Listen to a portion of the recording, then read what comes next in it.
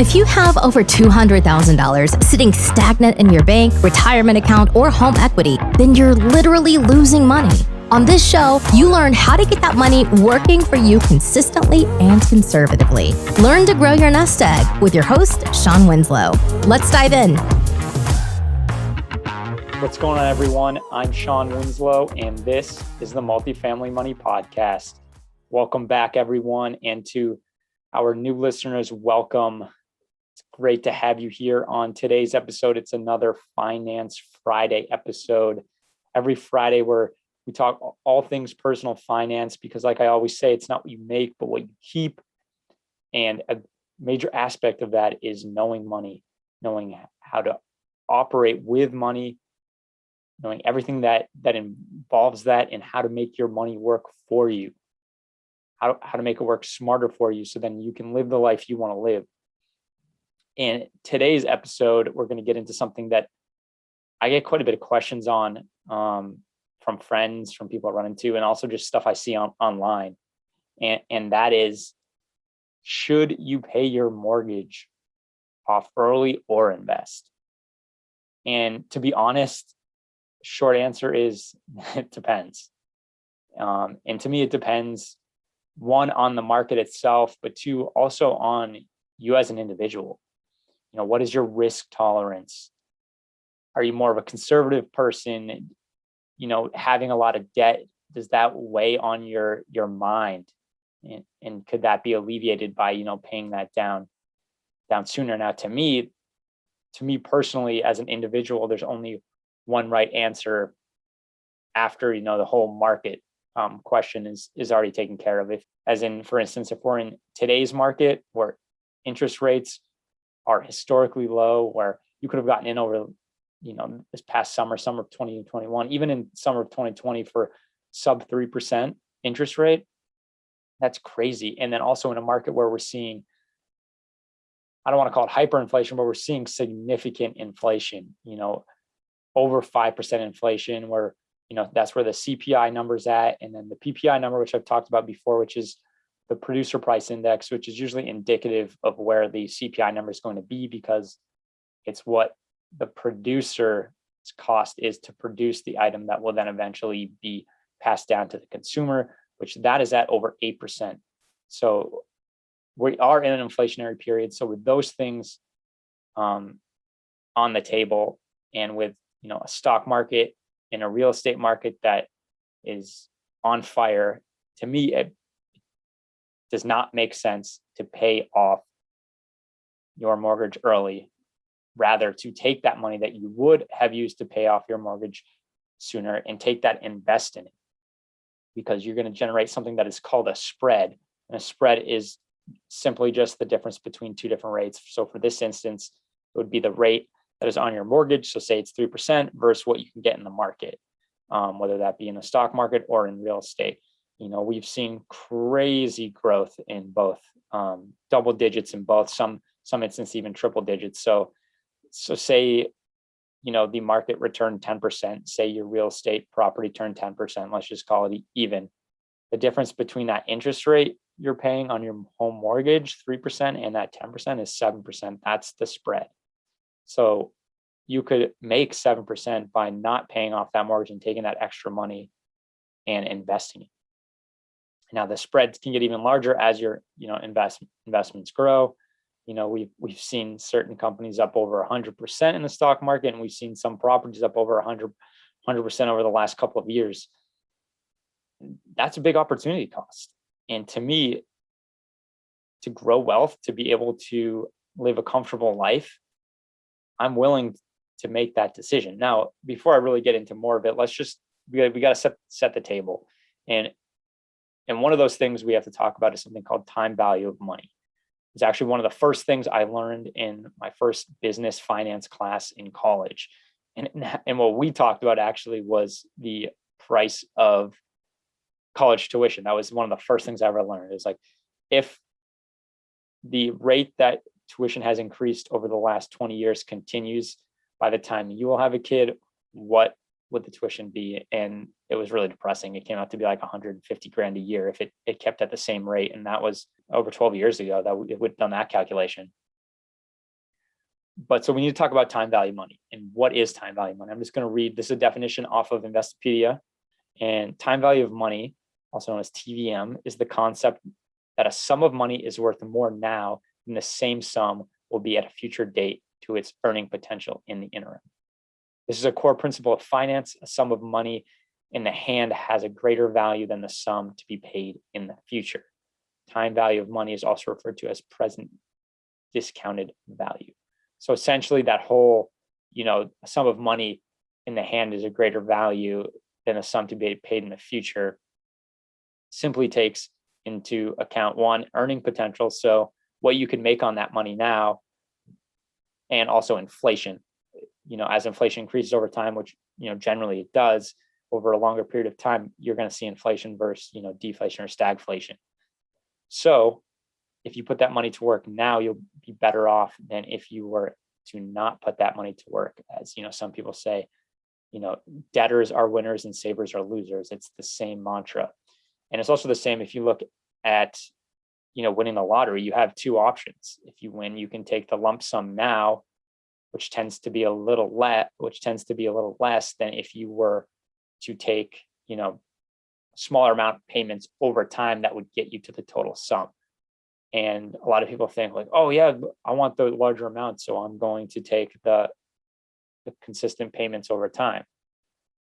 But in the end, you'll actually be getting less than if you had taken that smaller amount. And by smaller amount, you're still getting a large sum of money up front. Then you could then put to work and invest. You'll have more money over time. And also, if you're in a hyperinflation period, you want to take that money now, because as that inflation goes up, the money you're getting over that spread out period is going to be actually worth less. And it goes to the same principle I've talked about. Inflation period, high inflation is good for real estate investors because you're locked in at one, super low rates, but that mortgage payment stays fixed. As everything else increases, your largest payment, the mortgage, stays fixed. So the income of the property increases, but that mortgage stays fixed, which is incredibly powerful to grow wealth. So now let's, talk about inflation. And this is reading word for word off of Investopedia as well. If wages increase with inflation and the borrower already owned money before the inflation occurred, the inflation benefits the borrower. This is because the borrower still owes the same amount of money, but now the more money in their paycheck to pay off the debt. This results in less interest for the lender if the borrower uses the extra money to pay off their debt early. When a business borrows money, the cash it receives now will be paid back with cash it earns later. The basic rule of inflation is that it causes the value of currency to decline over time. In other words, cash now is worth more than cash in the future. Thus, inflation lets debtors pay lenders back with money that is worth less than it was when they originally borrowed it. So now let's get back to the original question. Should you pay off your mortgage now? And by now, I mean paid off early as much as you can, or should you take that extra money and invest? And again, it comes to who you are as an individual. Are you more risk averse? Are you more risk conscious? Are you more conservative? Does it rest heavy on your mind, on your conscious, knowing you have that huge mortgage payment or not? And to me, with such low rates and the market performing so high, it does not make sense to take that extra money to pay down your mortgage. Because at the end of the day, you pay off that mortgage, then what do you have? Yeah, you have a house that's worth nothing. That's great for your conscience, knowing, hey, the bank can't come take my house if something happens. But at the same time, you weren't able to grow your wealth. You just have that house, and what are you going to do? Are you going to continue to live there? Most likely, yes. And if not, okay, you go sell it. Then you're going to go buy another place and do the same thing. To me, you're just kind of in the same position. Whereas if you'd taken that extra money and invested in rental real estate, invested in the stock market, invested in cryptocurrency, that money could be worth 5x, 10x, and now 20x. Who knows? And down road, you could have enough money where you could pay off that mortgage 5 times over or more.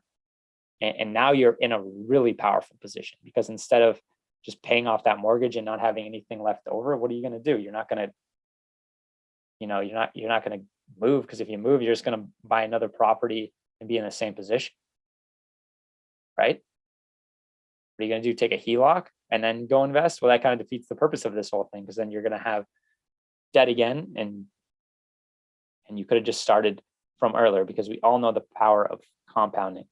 The sooner, I've talked about in this previous episode, the sooner you start, the more you'll have. There was that scenario where one individual started at 20 and ended at 30 in terms of investing, and they invested consistently over that time period and then didn't invest for the next 20 years. And then the other individual started 10 years later and then invested for that remaining 20 years, and they actually had less, because the power of compound is so strong. So you need to start early, and a great way to start early is putting your extra money to work instead of paying down debt, especially in today's market where rates are so low.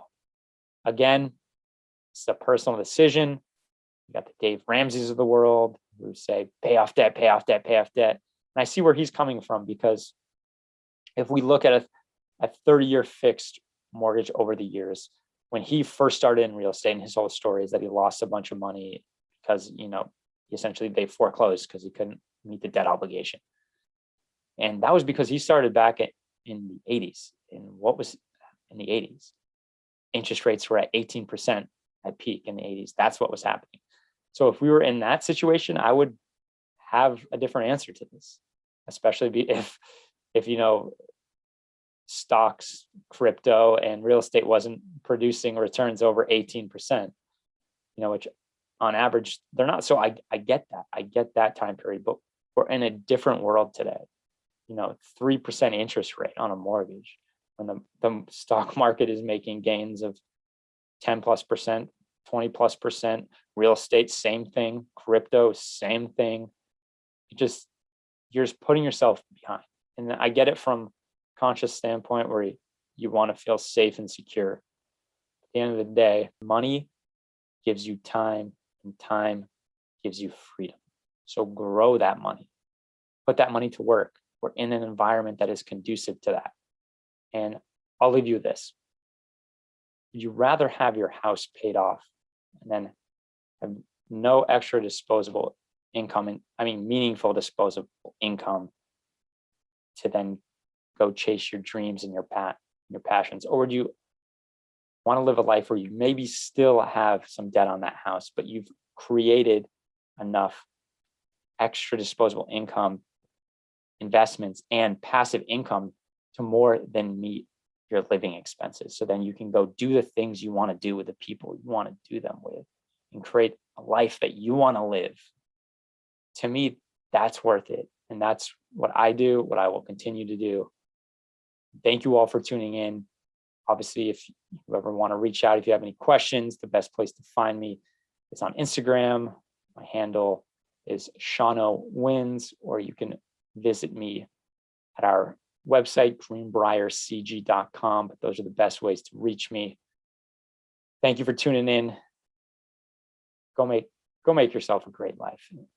And that can take risk and can put yourself in what you feel is an uncomfortable situation, but that's where growth comes from, and that's where great things happen.